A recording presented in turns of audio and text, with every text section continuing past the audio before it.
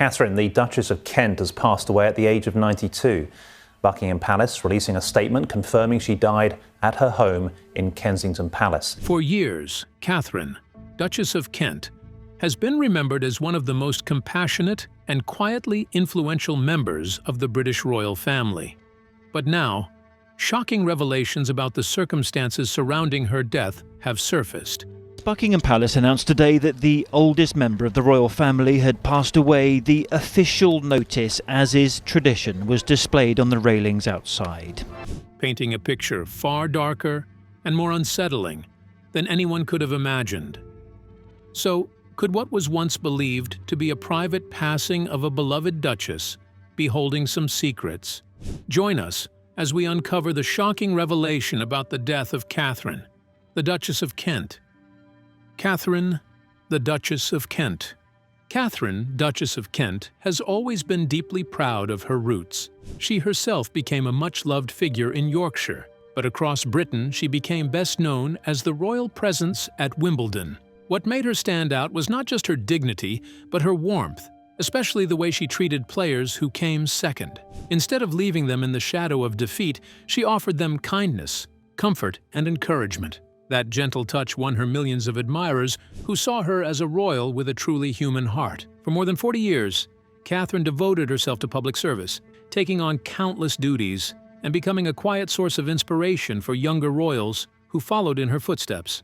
To many, she represented the very best qualities of the monarchy: duty, compassion, and humility. She was considered the perfect ambassador for the British royal family after marrying into it 64 years ago. But life as a royal was never as easy or perfect as it seemed from the outside. From the beginning, Katharine's marriage faced great opposition. Some doubted she was good enough for royal life, and many questioned whether the match would survive. The early years of her marriage were difficult, especially because her husband's military career meant long periods apart. Katharine lived much of her early married life like an army wife, often alone, coping with the pressures of royal duty while missing her husband.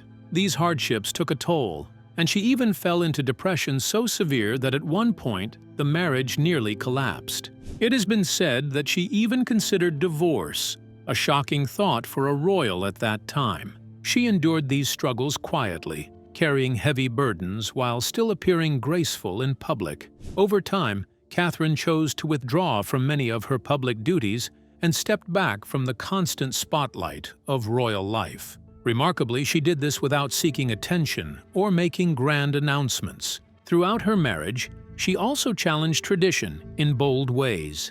She converted to Catholicism, a significant and unusual move within the royal family, and later took on a secret new role working with children. Of this work she once said, "I learned more from these children than I ever taught them," revealing the humility and open heart that made her so cherished. Beloved by the public and respected for the many causes she supported, Katharine has managed to succeed where many royals have stumbled. Even now, at an age when most people might be expected to slow down and enjoy a quieter life, she continues to give her time, her energy, and her compassion. So, when was the turning point in Katharine's life? Let's find out. The royal wedding. Catherine Worsley's life changed forever when she met Prince Edward, Duke of Kent.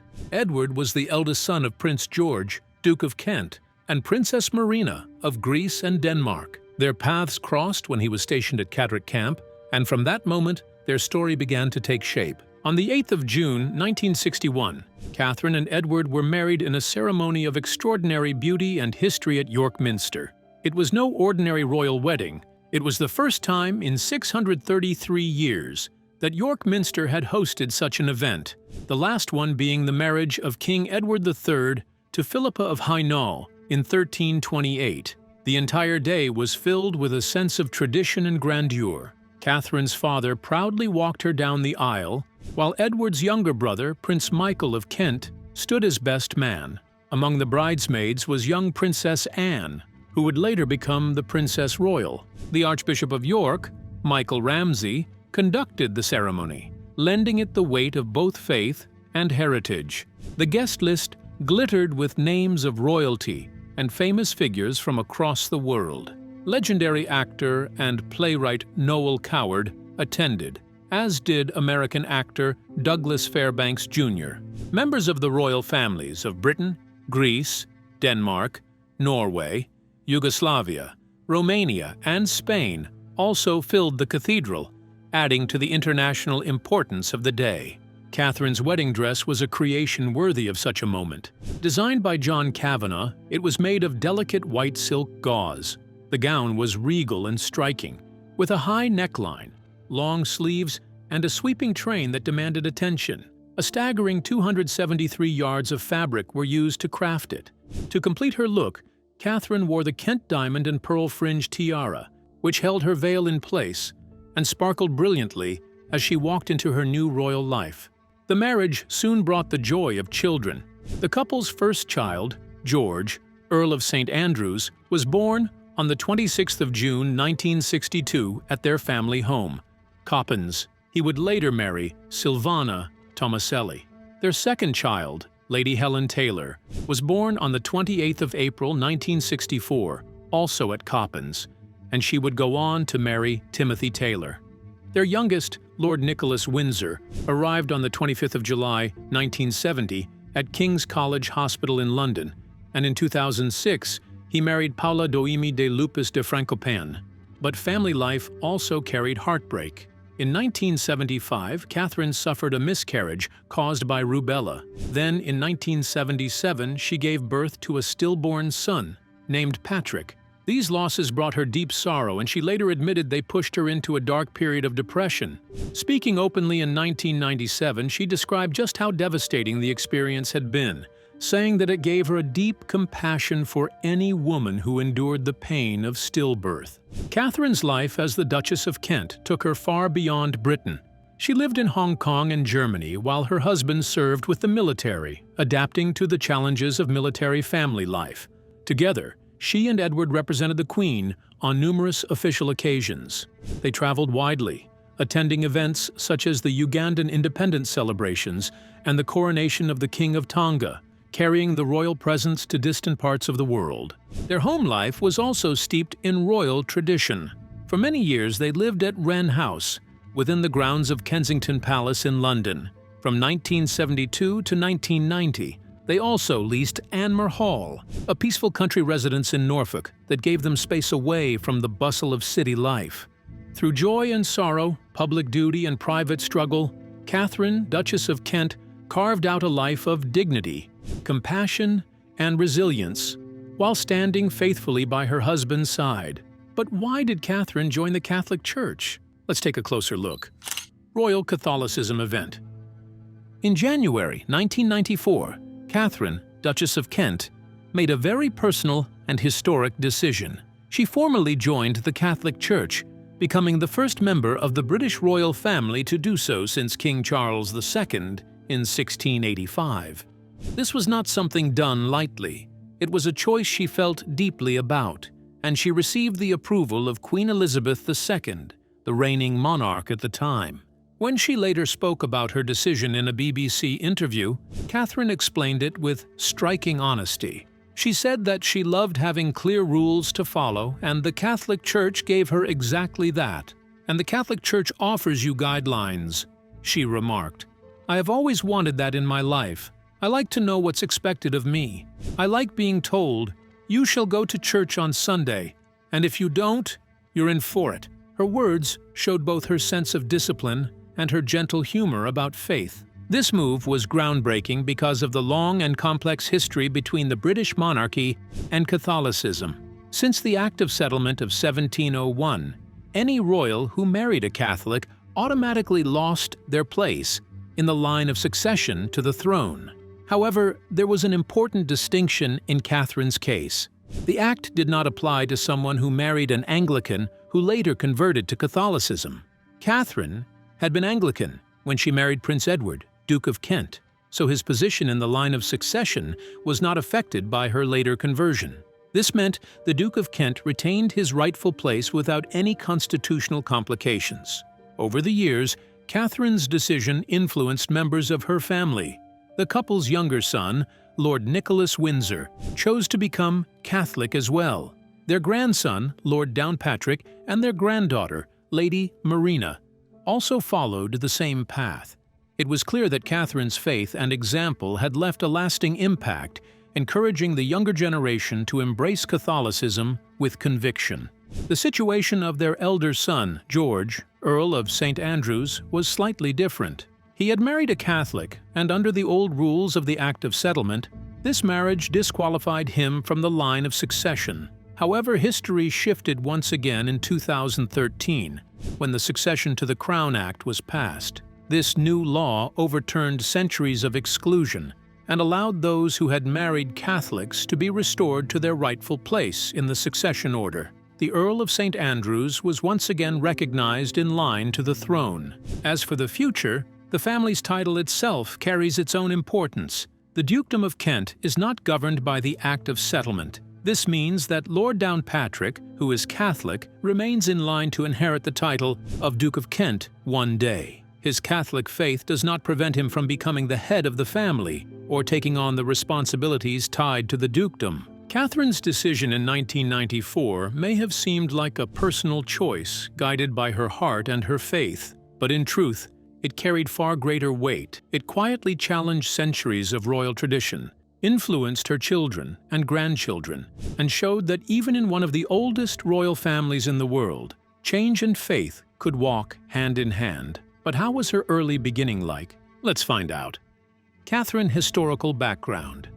Catharine Lucy Mary Worsley was born on the 22nd of February 1933 at Hovingham Hall, a grand family estate in Yorkshire. She was the fourth child in her family, and the only daughter of Sir William Worsley, 4th Baronet, who served as Lord Lieutenant of the North Riding, and his wife Joyce Morgan Brunner, who lived from 1895 to 1979. Catharine's family background was steeped in history and prestige. Her mother, Joyce, was the only daughter of Sir John Brunner, 2nd Baronet, and the granddaughter of Sir John Brunner, 1st Baronet. The elder Sir John was a pioneering industrialist who founded Brunner Mond, a company that later grew into the well-known Imperial Chemical Industries, ICI.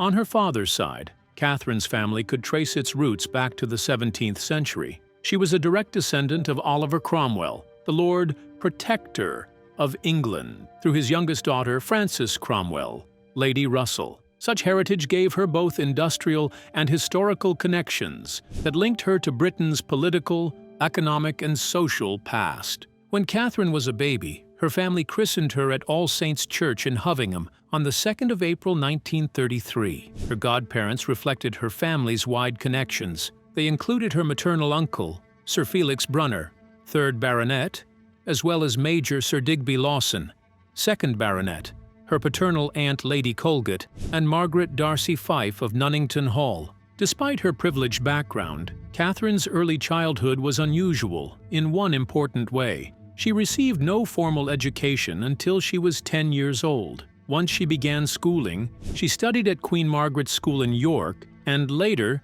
at Runton Hill School in North Norfolk. It was at these schools that she first discovered her love for music. She learned to play several instruments, including the piano, the organ, and the violin. By her final year at Runton Hill, her teachers and classmates recognized her dedication to music. She was formally elected as the school's music secretary, a role in which she organized recitals and performances in Norwich. When she left school, she had passed in oral French and earned a very good grade in English literature, which showed both her linguistic ability and her literary interests. Catharine's love for music was not just academic, it was deeply personal. In later years, she expressed great admiration for the celebrated cellist Jacqueline du Pré. Speaking about her in the documentary Who is Jacqueline du Pré by filmmaker Christopher Nupin. Before fully finding her path, Catharine worked in different caring roles. She spent time working at a children's home in York and later at a nursery school in London. She also applied to the prestigious Royal Academy of Music, but unfortunately, she did not gain admission.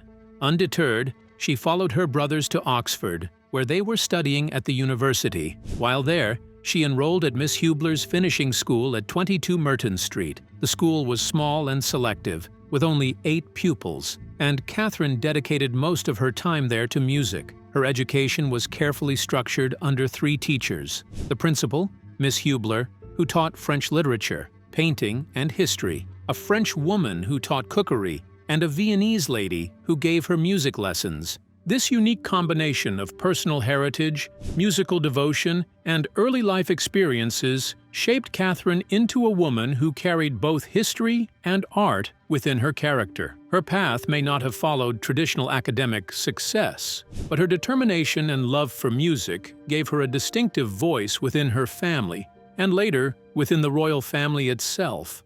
What challenges did she face in her later years? Let's find out. Katharine Kent's hidden life.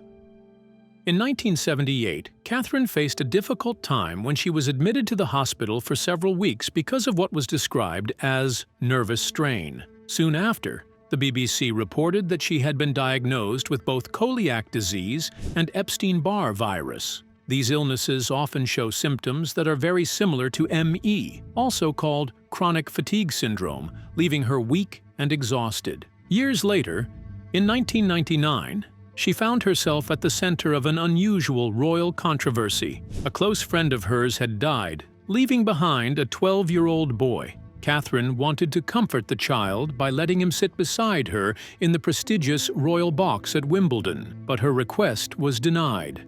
The All England Club reminded her, in what was described as a rather cold letter from Chairman John Curry, that only royal family children were allowed inside the box.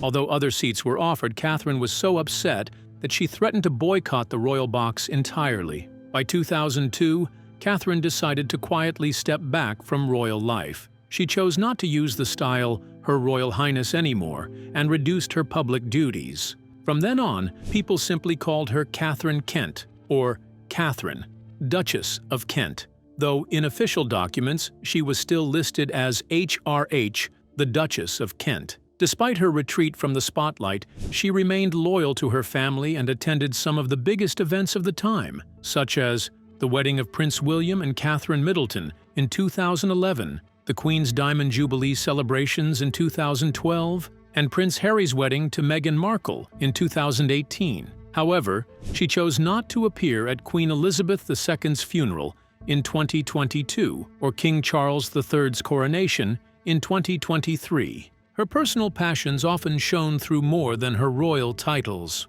In December 1989, she appeared as a guest on BBC Radio 4's famous program Desert Island Discs. Among her choices, she picked Mozart's Ave Verum corpus as her favorite piece of music, a DIY manual as her book, and a solar-powered lamp as her luxury item.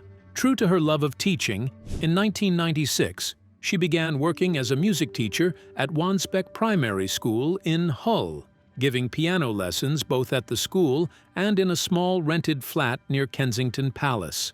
Katharine was also a strong supporter of young musicians. She served as president of the Royal Northern College of Music, became director of the National Foundation for Youth Music from 1999 to 2007, and later co-founded the charity Future Talent, which helped children from poor backgrounds develop musical careers. She even spoke about her passion on BBC One's Real Story in 2004, describing teaching as a privilege and one of the most exciting jobs anyone can do. To the surprise of many, in 2005, she admitted in a BBC Radio 3 interview that she enjoyed rap music and admired artists like Dido, whose song Thank You was among her favorites. Over the years, she also supported the charity Making Music, became patron of BBC Young Musician in both 2004 and 2006, and worked tirelessly to open doors for children in the arts. In 2011, her name appeared unexpectedly in connection with the phone hacking scandal, when it was alleged that a private investigator had tried to access her and her husband's bank accounts. But Katharine carried on with her charitable work. In May 2016, she hosted a concert at Buckingham Palace for young children, and in August that year she became an ambassador for the Samaritans, a role close to her heart since she had already been its royal patron from 1971 to 1999. She also gave her support to UNICEF. Her final public appearance was on the 9th of October 2024, when she joined her family to celebrate her husband's 89th birthday. Less than a year later, on the 4th of September 2025, Katharine passed away at Kensington Palace at the age of 92. The news was announced by Buckingham Palace the following day, As a mark of respect, flags on royal residences and government buildings were lowered to half-mast, and a period of mourning was declared for the royal household until her funeral. Her coffin will rest in the private chapel at Kensington Palace before being moved to Westminster Cathedral for a reception on the eve of the service. The funeral, to be held on the 16th of September 2025 at the cathedral, will be a historic occasion, the first royal Catholic funeral in modern British history, marked with a solemn requiem mass. Afterwards, she will be laid to rest at the Royal Burial Ground in Frogmore, closing the final chapter of a remarkable and deeply human royal life. So, what do you think about Catherine, the Duchess of Kent's cause of death? Share your thoughts with us in the comments section. Don't forget to like and subscribe.